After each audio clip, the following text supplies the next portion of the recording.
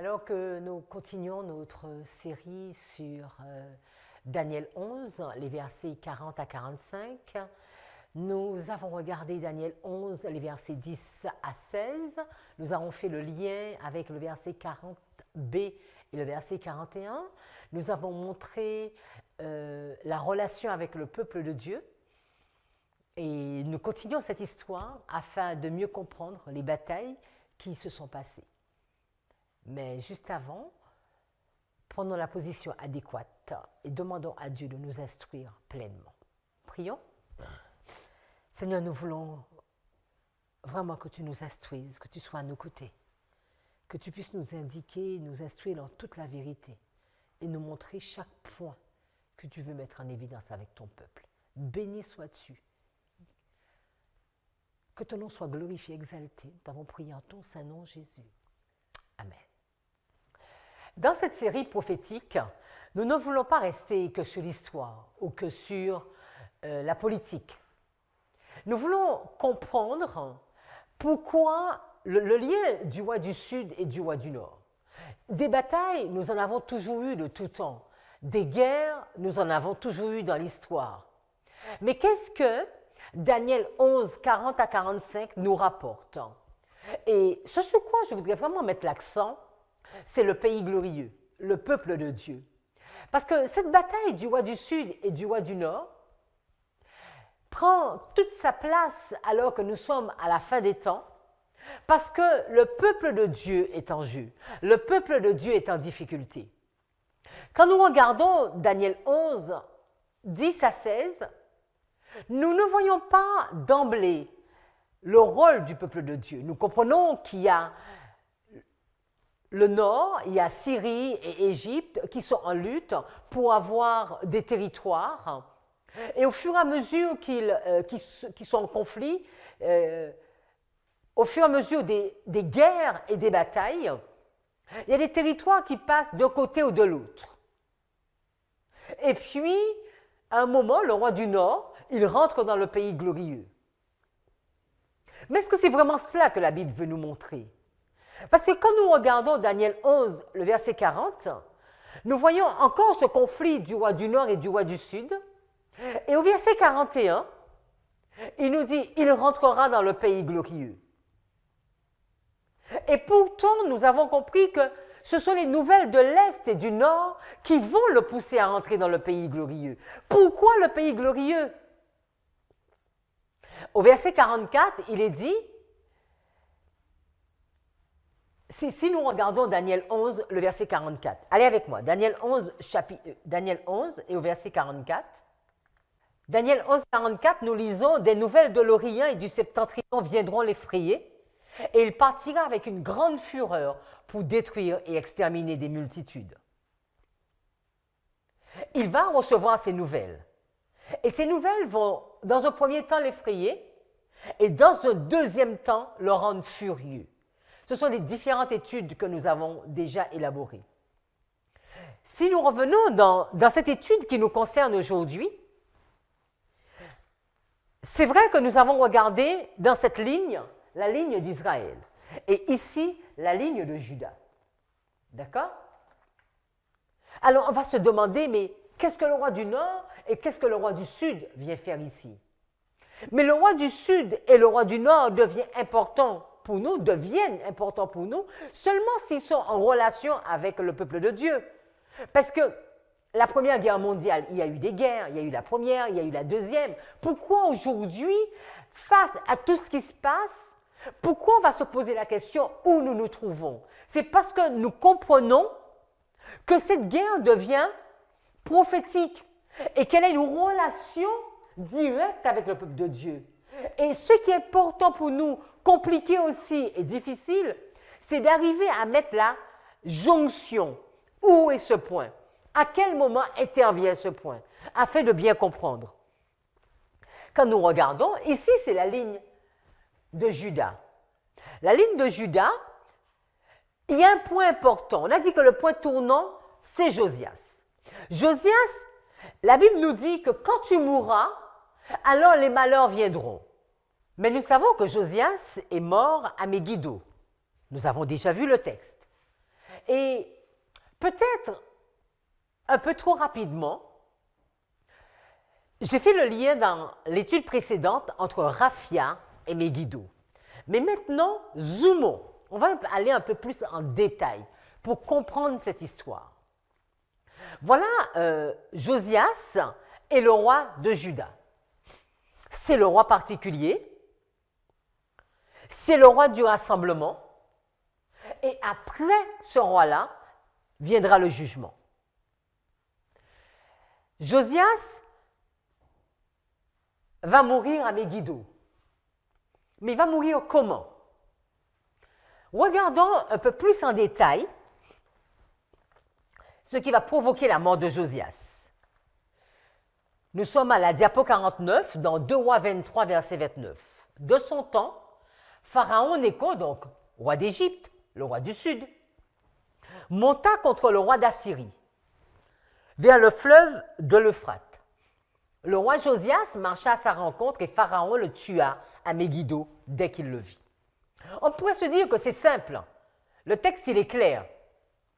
Mais je vous invite à vous arrêter un peu, parce que quand on regarde le texte, 2 Rois 23, verset 29, ce qu'on comprend, c'est qu'il y a le roi du Sud et qu'il y a le roi du Nord.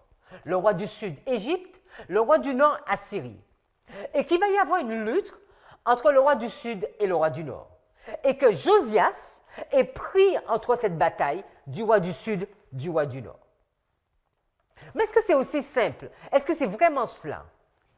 Si nous regardons 2 Rois 29, verset 29, 2 Rois 23, verset 29, je vous invite à aller et on va regarder les Strong. 2 Rois 23 et nous sommes au verset 29. Il est dit, de son temps, Pharaon Nécho, roi d'Égypte, monta contre le roi. Et quand on regarde l'expression contre le roi, ces 3 mots, c'est la Strong 04428. Mais 04428, c'est juste roi. En réalité, on aurait pu traduire par de son temps, Pharaon Nécho, roi d'Égypte, monta, roi d'Assyrie. Et nous n'avons pas cette notion de contre. Et quand vous allez dans l'interlinéaire, vous allez voir que ce mot qui est ajouté ne veut pas dire forcément contre. Donc, est-ce que le roi d'Égypte était contre le roi d'Assyrie? Puisque si vous regardez dans l'histoire, on a tout, c'est le contraire qui est dit. Continuons. Au verset 30, nous sommes toujours sur la diapo 49, il est dit, ses serviteurs l'emportèrent mort sur un char, ils l'amenèrent de Megiddo à Jérusalem, et ils l'enterrèrent dans son sépulcre. Et le peuple du pays prit Joachaz, fils de Josias, ils l'oignirent et le firent roi à la place de son père. Nous savons que dans la Bible, nous allons trouver les histoires de rois dans 2 textes, dans les chroniques et dans les rois. Puisque nous ne savons pas, parce que nous avons une contradiction, il semblerait, entre la Bible et l'histoire, regardons le texte dans 2 chroniques. Nous sommes à 2 Chroniques 35, à partir du verset 20, la diapo 51. Après tout cela, après que Josias eut réparé la maison de l'Éternel, Nécho, roi d'Égypte, monta pour combattre à Carchemish sur l'Euphrate. Josias marcha à sa rencontre. Donc là maintenant, ce n'est plus Megiddo, mais c'est Carchemish.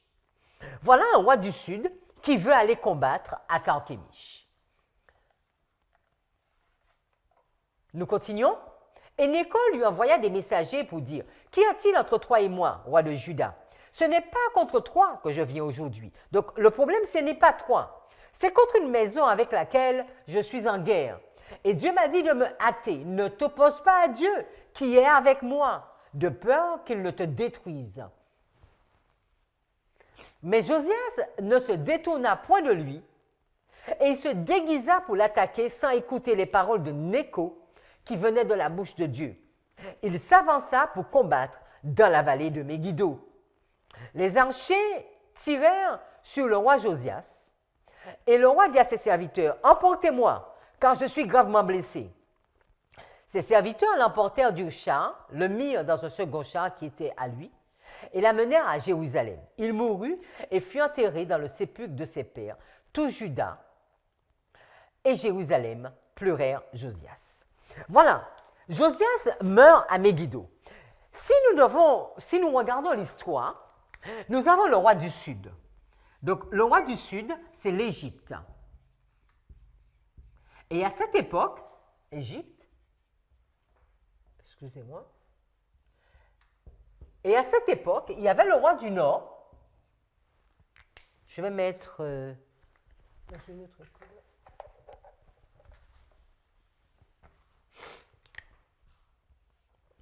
je vais effacer parce que ce n'est pas assez profond.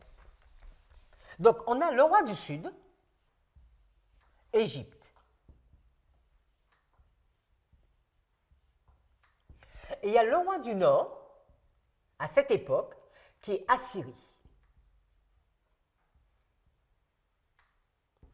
Et nous avons Babylone, qui n'est pas encore le roi du Nord, mais qui voudrait devenir le roi du Nord. Et dans cette bataille, donc nous allons mettre du rouge et nous allons mettre Josias ici.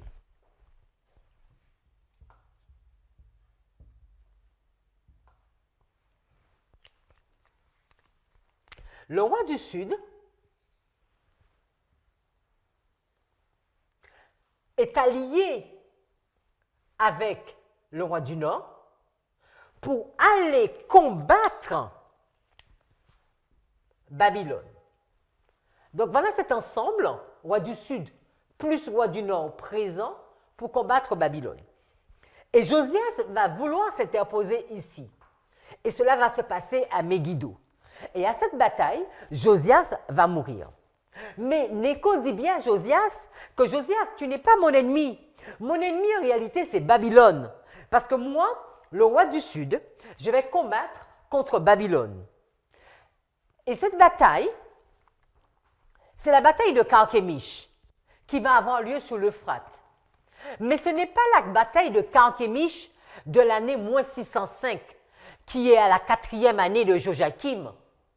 C'est la bataille de Carchemish, mais en -609. Et donc, du coup, on ne va pas mettre Megiddo ici. Je propose que l'on mette Carchemish. Donc, ici, on aura Carchemish 1, et ici, du coup, on aura Carchemish 2. Carchemish 1, ça se passe en -609. Et Carchemish 2, cela se passe en -605. Donc, en zoomant l'événement, qui semblait être juste Megiddo, on se rend compte que derrière Megiddo, il y a une autre bataille. Et c'est la bataille de Carchemish, Carchemish 1. Qu'est-ce qui va se passer? Le roi du Sud va être allié avec le roi du Nord, la Syrie, et ils vont prendre la ville de Carchemish, et Babylone va perdre cette ville. Donc, le roi du Sud va gagner sur Babylone. Donc, ici, à cette bataille, c'est le roi du Sud qui gagne. Et à Carchemish 2, c'est le roi du Nord qui gagne.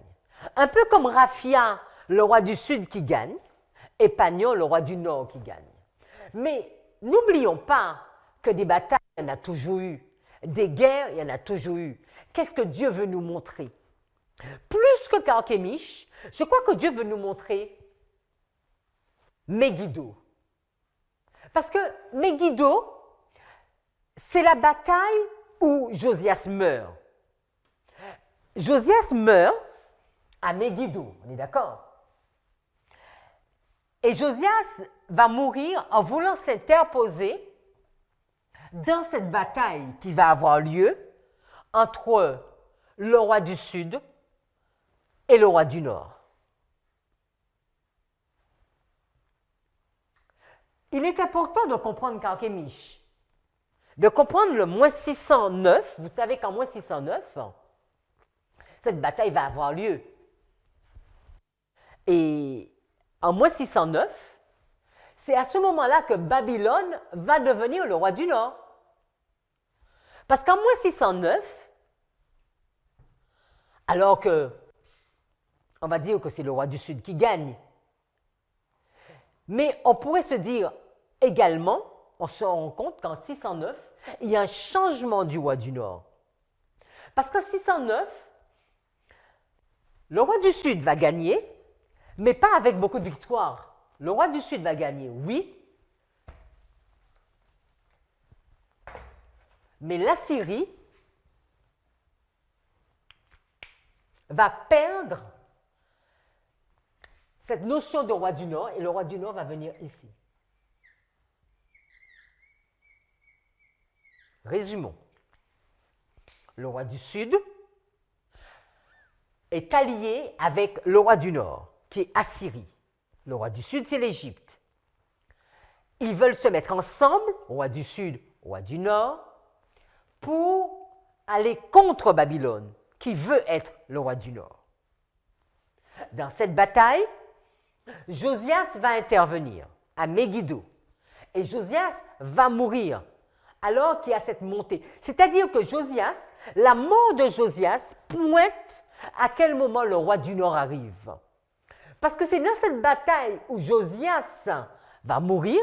Le début, c'est Megiddo. La fin, donc la bataille va continuer, cette guerre va continuer. Il y aura la guerre, il y aura la bataille de Carchemish I. Et à la bataille de Carchemish I, le roi du Nord va devenir Babylone. Si nous voulons comprendre, si nous regardons Daniel 11, les versets 10 à 16, nous voyons également l'arrivée du roi du Nord. L'arrivée du roi du Nord est au verset 14. D'accord? C'est là que Rome arrive. Rome arrive entre Raphia et Panion. Rome arrive ici. Et quand Rome arrive ici, c'est parce que Rome veut protéger le roi du Sud. Donc là, c'est le contraire. D'accord? Donc on voit dans les deux histoires un ancien roi du Nord et un nouveau roi du Nord. Dans Daniel 10, dans Daniel 41, 10 à 16, l'ancien roi du Nord, c'est Syrie. Nouveau roi du Nord, c'est Babylone. C'est Rome. C'est Rome. Dans cette histoire, l'ancien roi du Nord, c'est Assyrie. Et le nouveau roi du Nord, c'est Babylone. Mais ce qui est encore plus important de regarder, c'est à quel moment que Babylone arrive. Et quand Babylone arrive, c'est au moment où Josias meurt. N'oublions pas qu'il a été dit que quand tu mourras, les malheurs arriveront. Donc nous comprenons que quand Josias meurt, d'accord? Quand Josias meurt, il va y avoir un début de malheur. Et ce début de malheur, c'est le roi du Nord qui arrive. Quand Josias meurt, c'est le roi du Nord qui arrive. Comprenons. Nous voulons montrer cette notion de Raphia et de Panion. Nous voulons précisément montrer qu'est-ce qui arrive avant la loi du dimanche. C'est ce qui nous intéresse. Quel événement se passe avant la loi du dimanche? Et pour cela, nous sommes allés dans Daniel 11, les versets 10 à 16, afin de comprendre l'événement qui se passe avant la loi du dimanche. Cela nous a emmenés dans les rois d'Israël et maintenant dans les rois de Juda. Et nous nous rendons compte que qu'est-ce qui emmène la loi du dimanche? C'est le roi du Nord, c'est Babylone. Et qu'est-ce qui emmène? Et donc là, on pourrait presque demander, mais qu'est-ce qui fait que Babylone arrive sous la scène? Évidemment, vous allez me dire, mais Manuela, ce n'est pas Babylone ici, c'est le roi du Sud. Oui, certes, c'est le roi du Sud qui est ici, d'accord? C'est le roi du Sud qui tue Josias, c'est vrai. C'est le roi du Sud qui met Joachaz en place. C'est le roi du Sud non, c'est le roi du Sud qui tue Josias. Le roi du Sud enlève Joachaz. Il met Eliakim à la place. Il change le nom d'Eliakim en Joachim. Il met une taxe. C'est le roi du Sud qui fait tout cela. Mais les amis, nous sommes les étudiants de la prophétie. Ce qu'il est important de voir, c'est ce qu'on ne voit pas clairement. En réalité, le roi du Nord est déjà là. C'est le roi du Sud qui agit, mais le roi du Nord est déjà là.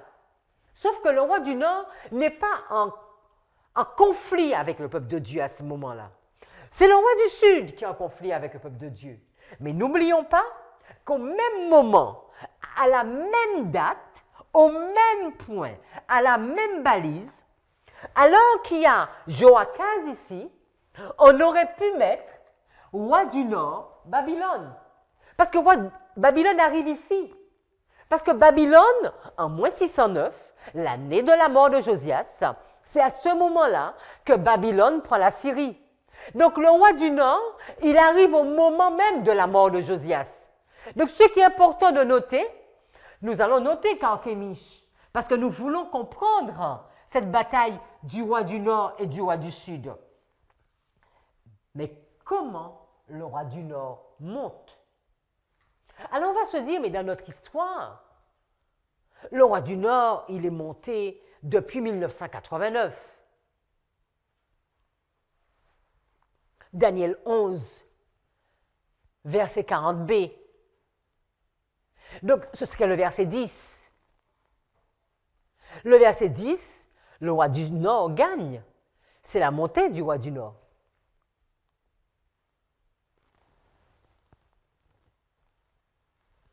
Et ensuite,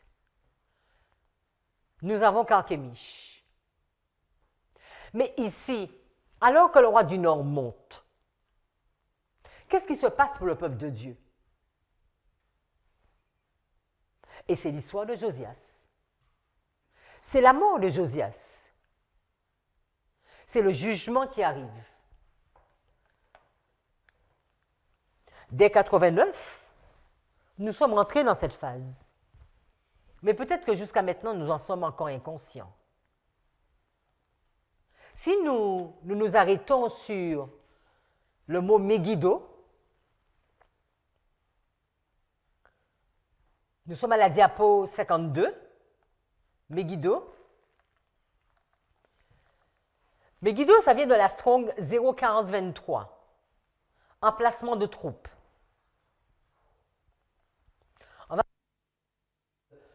Le nom de Megiddo se trouve en Armageddon. Mais Megiddo veut dire, ça vient de la 01413 qui veut dire rassembler, se rassembler en foule. Quand nous regardons dans la Bible, nous avons plusieurs histoires. Mais juste avant, nous allons regarder ce qu'Ellen White nous dit. Nous sommes à la diapo 54. L'esprit missionnaire que Dieu avait implanté dans le cœur de Salomon et dans celui de tout véritable Israélite fut supplanté par l'esprit de lucre. Ce roi rebâtit Gézer, près de Jopé, sur la route qui va d'Égypte en Syrie, Beth-Horon, à l'ouest de Jérusalem. Ville forte placée sur la route qui conduit du cœur de la Judée à Gézé et à la côte. Megiddo, situé sur la route des caravanes, allant de Damas en Égypte et de Jérusalem vers le nord. Donc là, nous voulons juste placer géographiquement Megiddo. Le texte continue en disant « Il bâtit Tadmor au désert, sur la route des caravanes. » La diapo suivante, toutes ces villes étaient puissamment fortifiées. Il développa les avantages commerciaux qu'il retirait de débouchés sur la mer Rouge par la construction d'une marine marchande. À Et-Djon-Guéber, sur les bords de la mer Rouge, dans le pays d'Édom.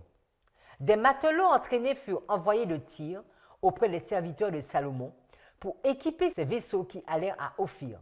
Et ils y prirent de l'or et une grande quantité de bois, de sandales et de pierres précieuses.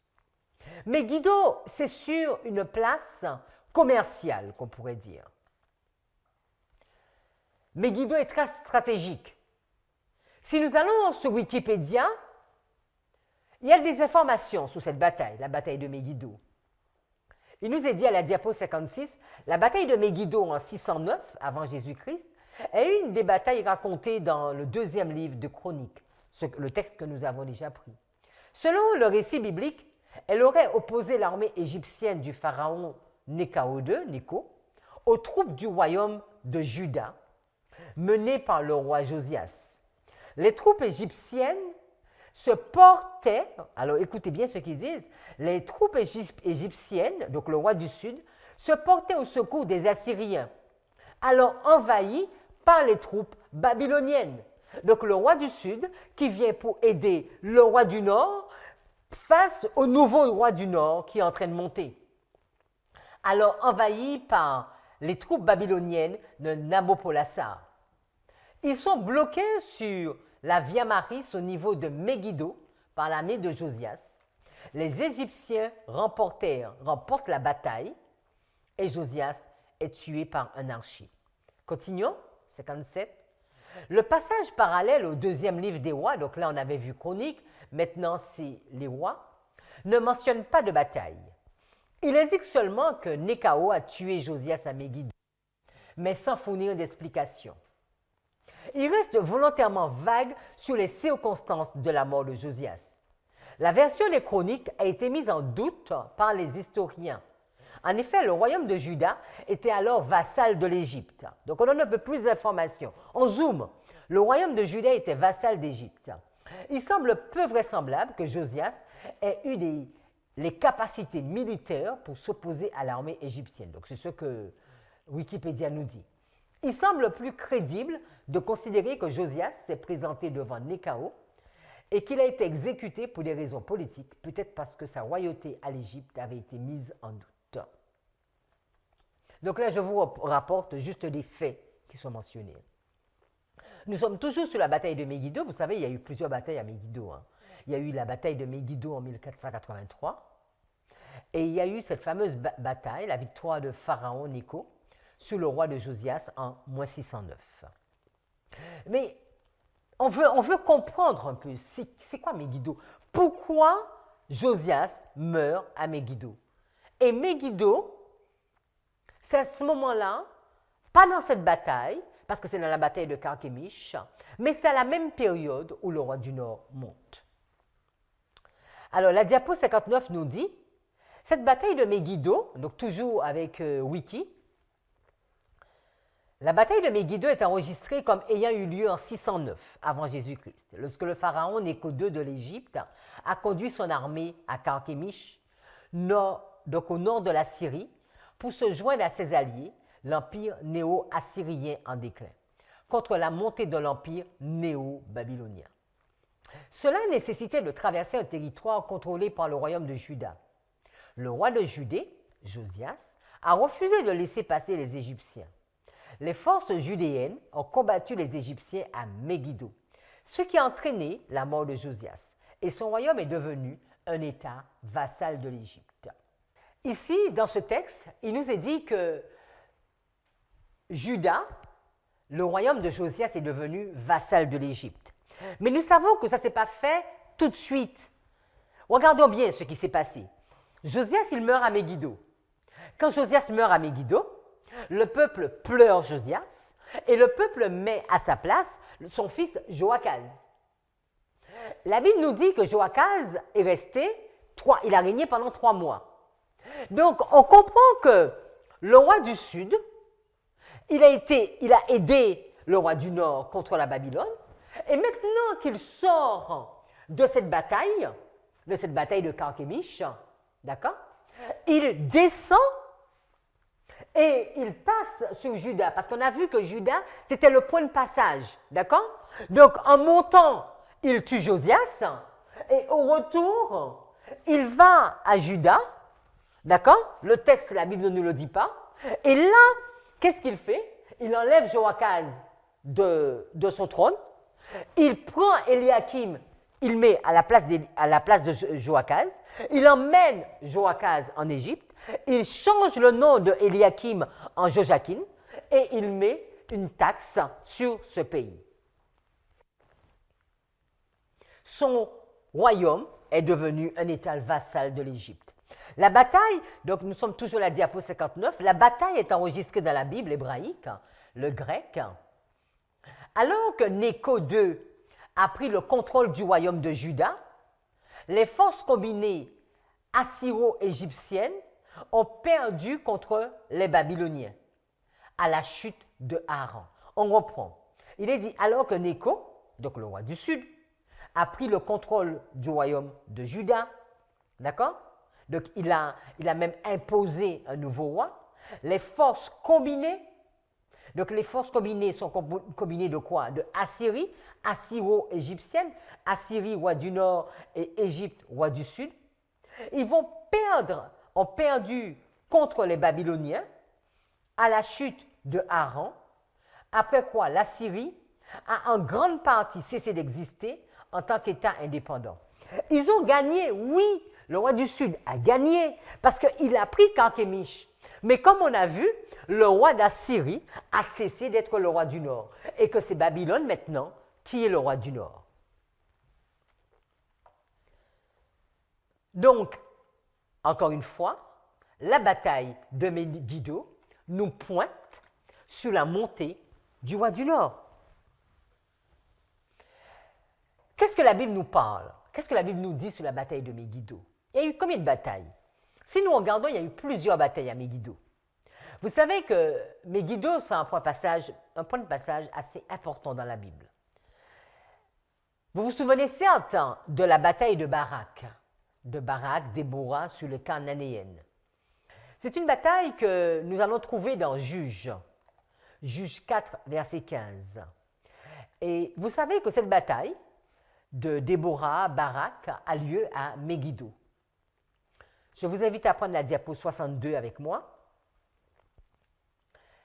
Il nous est dit que les princes d'Issachar furent avec Déborah, et Issachar suivit Barak. Il fut envoyé sur ses pas dans la vallée, près des ruisseaux de Ruben. Grandes furent les résolutions au cœur. Pourquoi es-tu resté au milieu des étables, à écouter le bêlement des troupeaux au ruisseau de Ruben? Grandes furent les délibérations du cœur.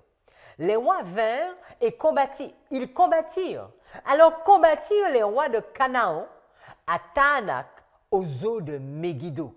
Ils ne remportèrent nul bulletin, nul argent. À Megiddo, voilà, nous voyons cette bataille. Cette bataille de Déborah, de Barak, ils vont remporter la victoire. Mais il y a également une autre bataille, la bataille de Gédéon. La bataille de Gédéon s'est passée également à Megiddo. Vous vous souvenez? Gédéon a 300 hommes. Barak, nous voyons un homme, nous voyons une femme. Et si vous regardez le psaume, je pense que le psaume 48, quand il parlait des 10 rois, mais il va demander de faire d'eux comme ce qu'il va faire lors de cette bataille de Déborah. Il y a beaucoup de choses, beaucoup d'études prophétiques derrière la bataille de Megiddo.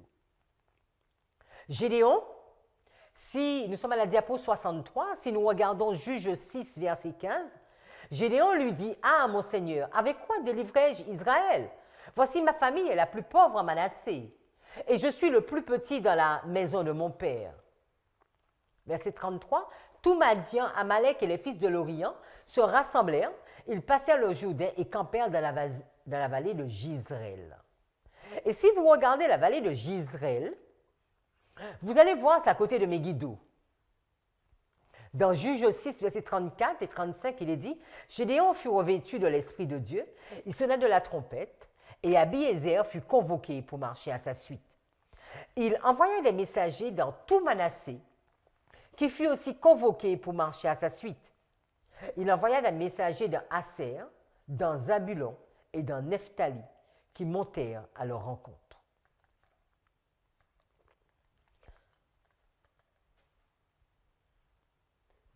Juge 7, verset 1, la diapo 64, il nous est dit que Jérubaal, qui est Gédéon, et tout le peuple qui était avec lui se levèrent de bon matin et campèrent près de la source de Harod. Le camp de Madian était au nord de Gédéon, vers la colline de Morée, près de Jizreel, dans la vallée.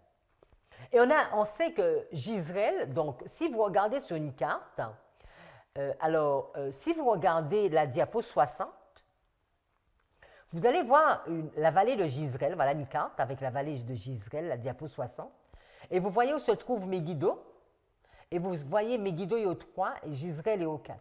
Donc c'est cette même vallée, et c'est où a lieu la bataille de Gédéon, mais c'est ici aussi qu'a lieu la bataille de Barak et de Déborah.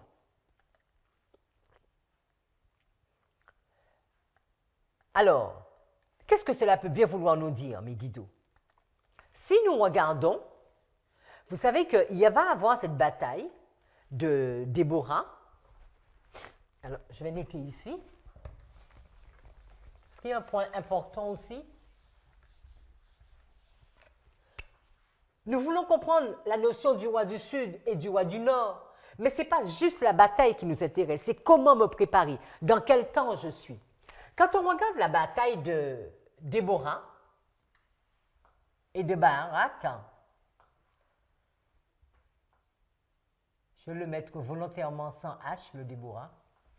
Quand on regarde la bataille de Déborah et la bataille de Barak, il nous est dit après que le peuple sera en repos pendant 40 ans.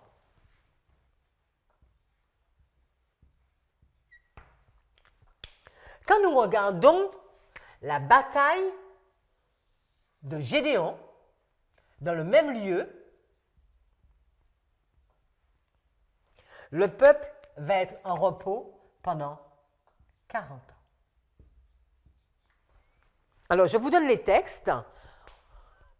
Vous les avez dans Juges 5, verset 31 pour Déborah, et vous avez pour Gédéon 40 ans de paix dans Juges 8, verset 28.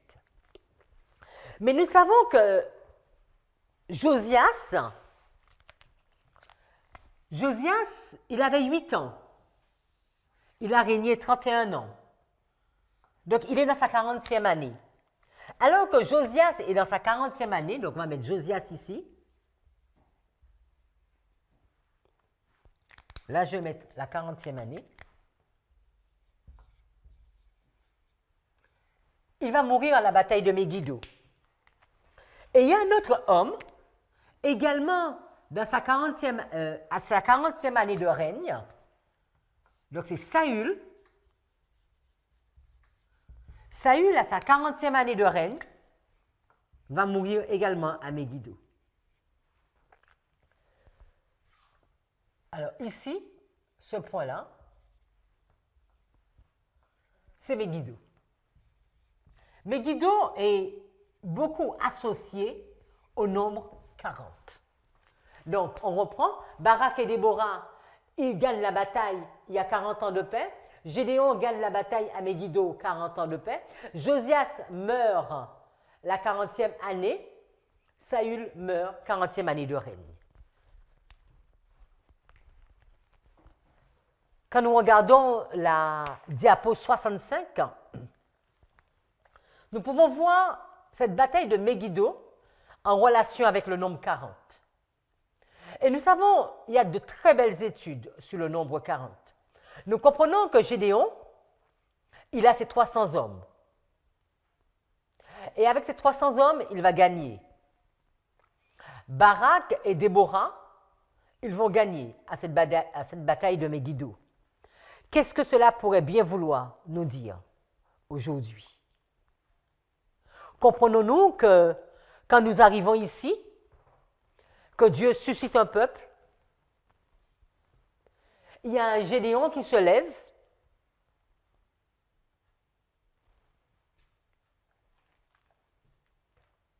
il y a David qui va devoir se lever parce que quand Saül meurt, après c'est David qui prend la place. Juste avant cette bataille de Raphia, il y a le peuple de Dieu. Il y a un groupe, il y a un peuple qui doit être levé, qui doit se lever. Peut-être qu'il n'est pas vu, parce que vous savez, on connaît toute l'histoire de Gédéon, qu'après la bataille, il y a ceux d'Éphraïm qui ne seront pas contents parce qu'ils n'ont pas participé à la bataille. Nous savons qu'à la bataille de Gédéon, ils ne sont que 300, alors qu'ils étaient plus de 32 000 au début. Donc, il y en a beaucoup de choses. Un petit groupe. Aussi, quand nous voyons la bataille de Raphia arriver, nous devons comprendre qu'il y a un groupe que Dieu choisit. Et cela pourra nous aider encore à comprendre où nous en sommes aujourd'hui. les applications dans cette étude. Ce sera pour l'étude prochaine. Alors, nous avons vu, la Bible ne parle pas beaucoup de ce Carchemish. D'accord? Mais regardons, mais la Bible nous parle beaucoup plus du Megiddo. Donc, on a vu un peu le Megiddo, on a vu à quel moment cela se passe et les différents acteurs de cette bataille. Maintenant, regardons un peu Carchemish. On va dire Carchemish 2. Je l'ai appelé Carchemish, mais on pourrait l'appeler Carchemish 2. Nous sommes à la diapo 66. Et il est dit, dans Jérémie 46, verset 2, sur l'Égypte, sur l'armée de Pharaon Nécho, roi d'Égypte, qui était près du fleuve de l'Euphrate, à Carchemish, et qui fut battu par Nebuchadnezzar, roi de Babylone, la 4e année de Joachim, fils de Josias, roi de Juda.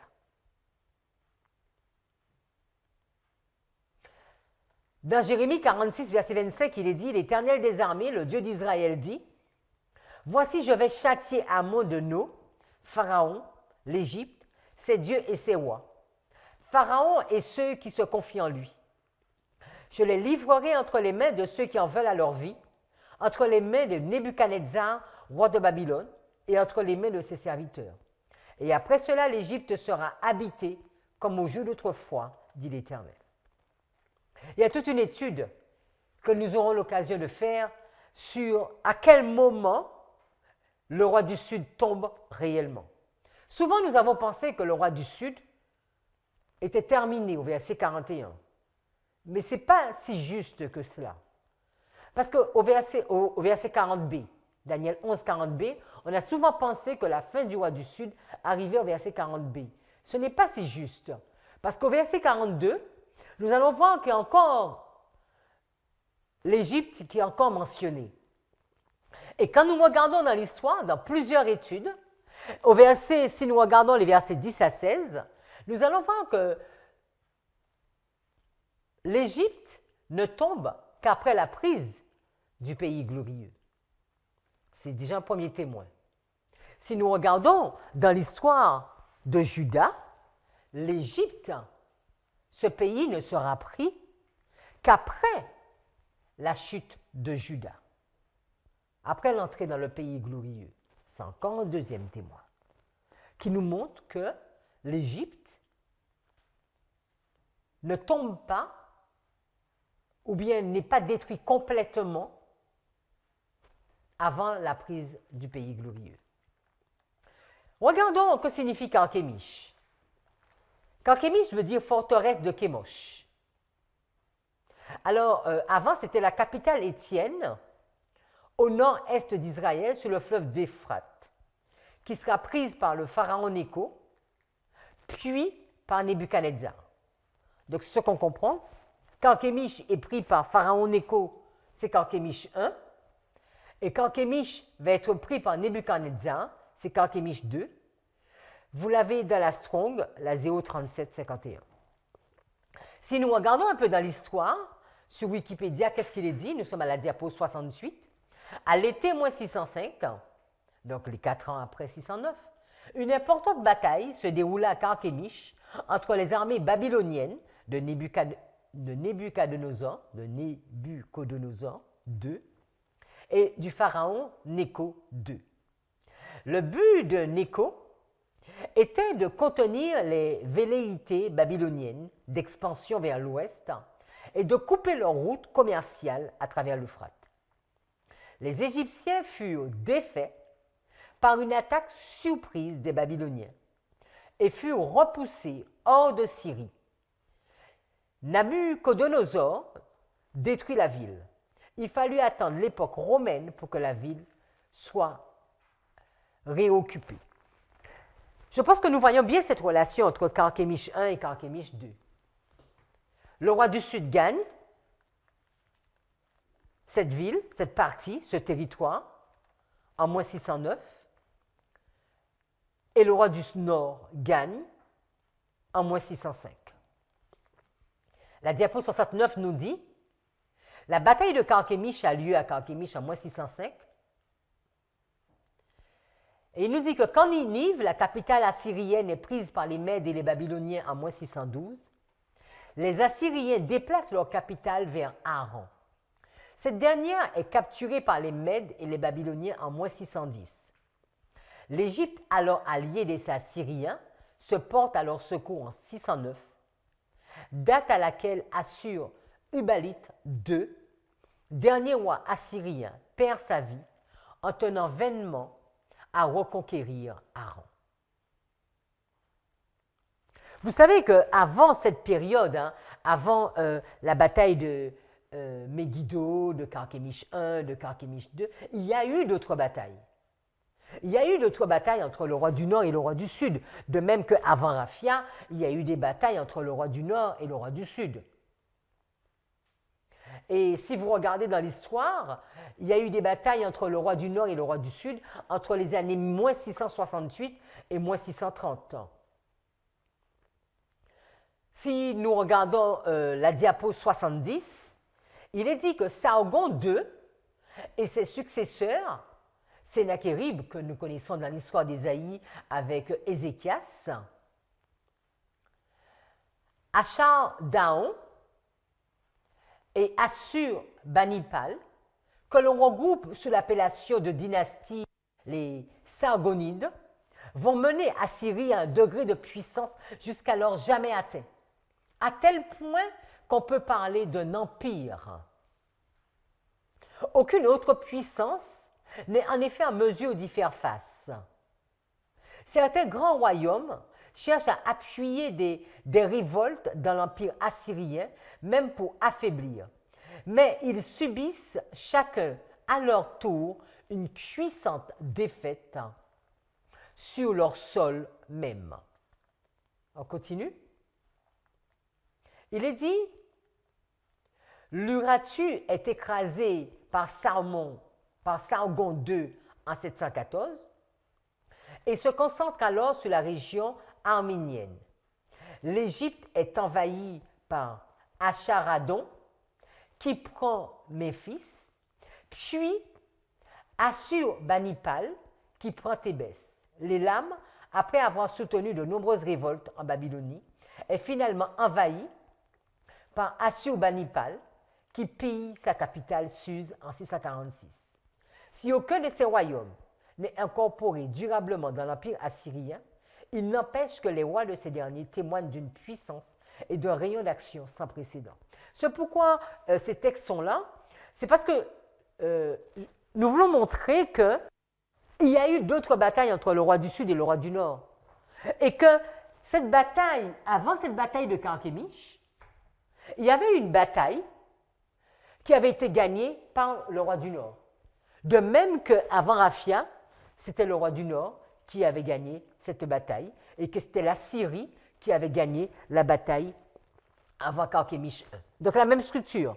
Le roi du Nord gagne, le roi du Sud gagne, le roi du Nord gagne et il rentre dans le pays glorieux.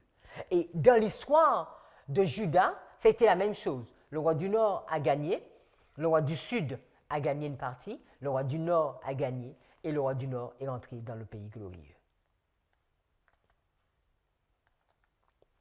Résumons.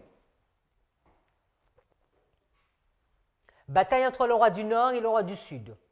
On pourrait le placer en moins 668. Après, il y a une période de paix. Et il y a la bataille de Carchemish, en moins 609. Il y a une période de paix. Puis il y a la bataille de Carchemish II, en moins 605. Il y a une période de paix. Le roi du Nord prend Juda, le pays glorieux, et après, ce sera la fin du roi du Sud. Si nous regardons la diapo 73, nous avons beaucoup de choses, tout ce que nous avons vu, ou bien en partie, qu'on pourrait retrouver ici. Regardons,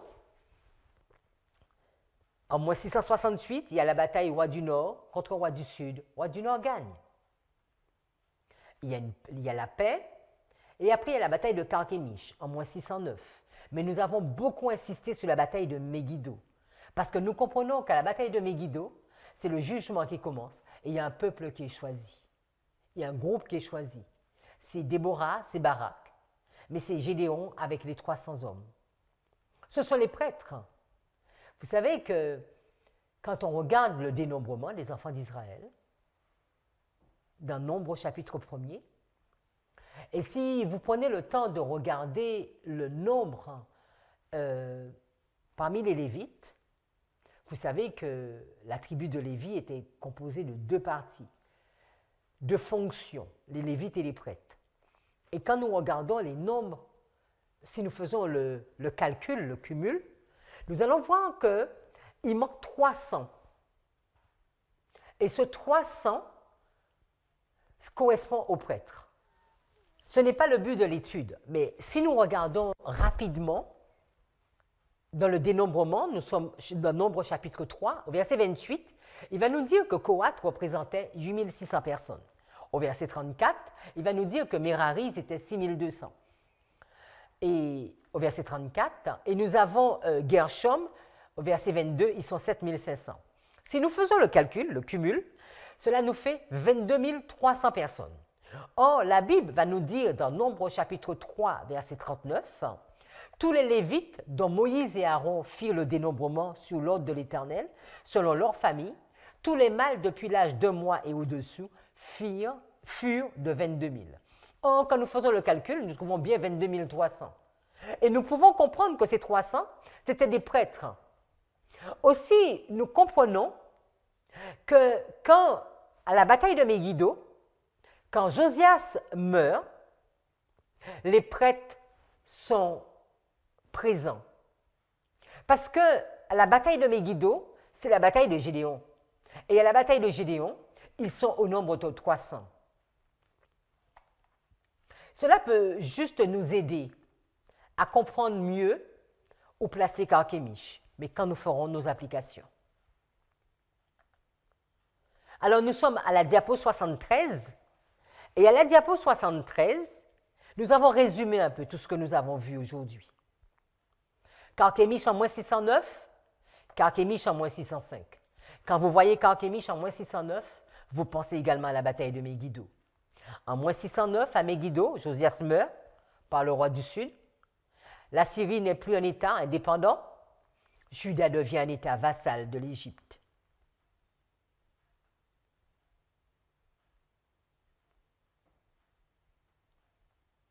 En moins 608, c'est le roi du Sud qui décide pour Juda. Alors, vous voyez qu'il y a Josias, mais ce serait plus la mort de Josias. Hein. Vous voyez Josias. Le roi du Sud change de roi en place. Le roi du Sud change le nom du nouveau roi. Ce roi va régner pendant 11 ans, c'est tout ce qu'on a déjà vu. Et le roi du Sud impose une taxe aux habitants. En moins 605, c'est la 4e année de Joachim. Il y a une lutte entre le roi du Nord contre le roi du Sud, et le roi du Nord gagne. En moins 597, le roi du Nord décide pour Juda. Le roi du Nord change le nom en place.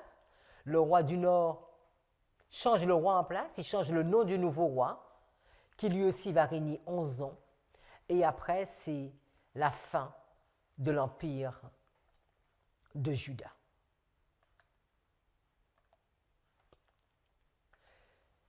Si nous pouvons faire des comparaisons, nous pouvons dire que, avec la structure que nous avons déjà vue, il y a eu des batailles, il y a une période de paix. Nous pouvons mettre la bataille de Carchemish en relation avec la bataille de Raphia, Carchemish 1 de moins 609, et la bataille de Carchemish en moins 605 en relation avec Panion, entre moins 202 à moins 195. Et une fois que nous avons vu tout cela, maintenant nous devons savoir nous poser la question, en 2022, est-ce que nous sommes à Panion, ce serait à Carchemish 2, ou est-ce que nous sommes à Raphia, à Carchemish 1 et la période de Megiddo?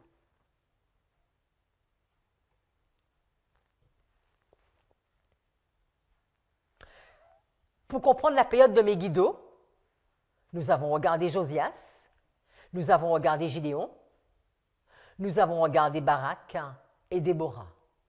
Nous avons vu la mort de Saül, la mort de Josias. Et c'est tout cet ensemble qui va nous aider à mieux comprendre dans quelle histoire nous nous positionnons aujourd'hui. Mais comme je vous le dis, cela fera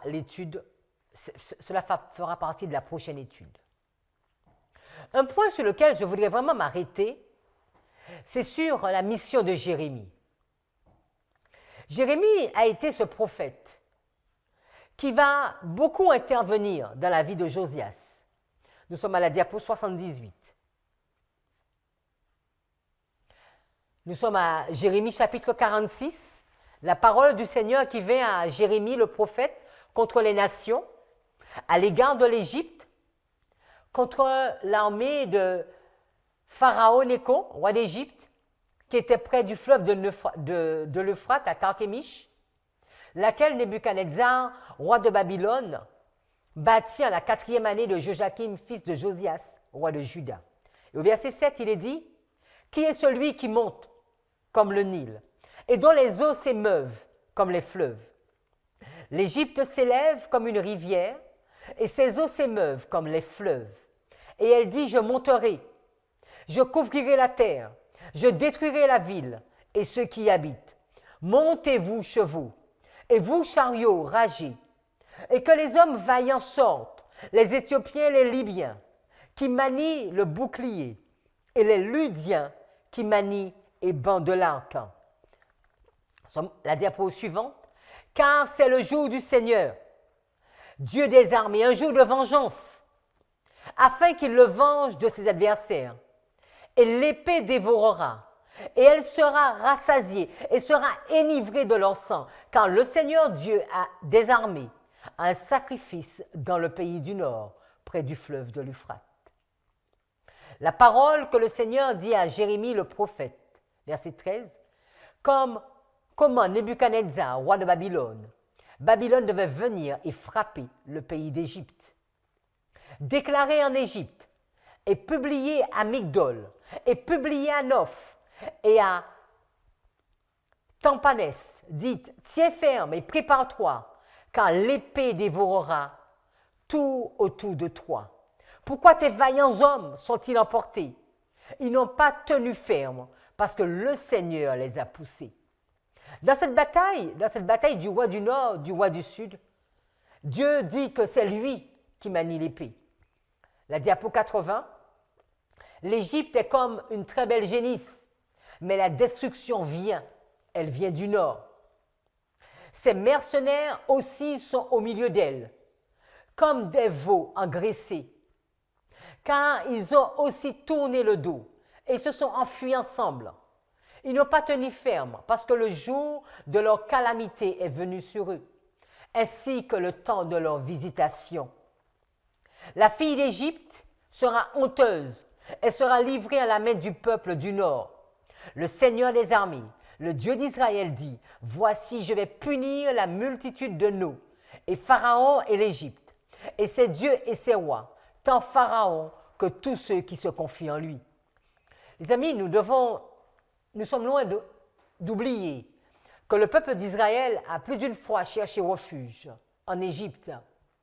Nous avons vu qu'il pourrait sembler que la taxe d'Égypte soit beaucoup plus faible que la taxe du roi du Nord. Mais Dieu nous dit que la punition vient du Nord, le châtiment vient du Nord, le jugement vient du Nord.